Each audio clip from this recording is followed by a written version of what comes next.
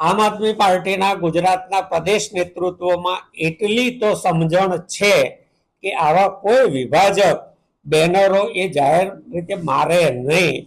અમારા page block કરવા પાછળનું અને રીચ રોકવા પાછળનું મુખ્ય કારણ જ આ છે કે આ 2 દિવસ આવતીકાલે મતદાન પૂરું થાય ત્યાં સુધી એ 2 રોકટોક પોતે આવી અફવાઓ ફેલાવી શકે, પાર્ટીને નુકસાન પહોંચાડી શકે, મતદારોને ભ્રમિત કરી શકે.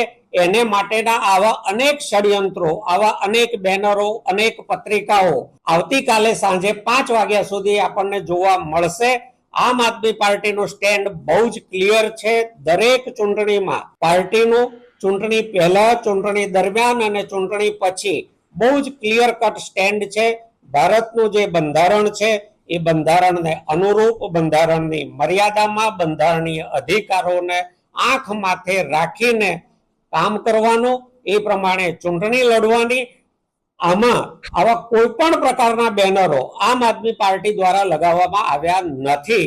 આ લોકોને, મતદારોને ભ્રમિત કરવાના ષડયંત્રના ભાગરૂપનું પહેલું પગથિયું છે. આવા બીજા પણ અનેક ગતકડા આવી શકે છે. આવતીકાલે સાંજે 5 વાગ્યા સુધી હું ગુજરાતના લોકોને, મતદારોને આપના માધ્યમથી અપીલ કરું છું કે આવા કોઈ ગતકડાઓથી ભ્રમિત થશો નહીં.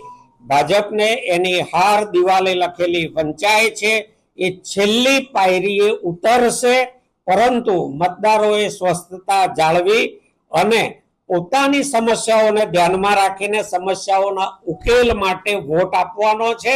આમ આદમી પાર્ટીને મત આપો. આમ આદમી પાર્ટી જ ભાજપને નાથી શકશે.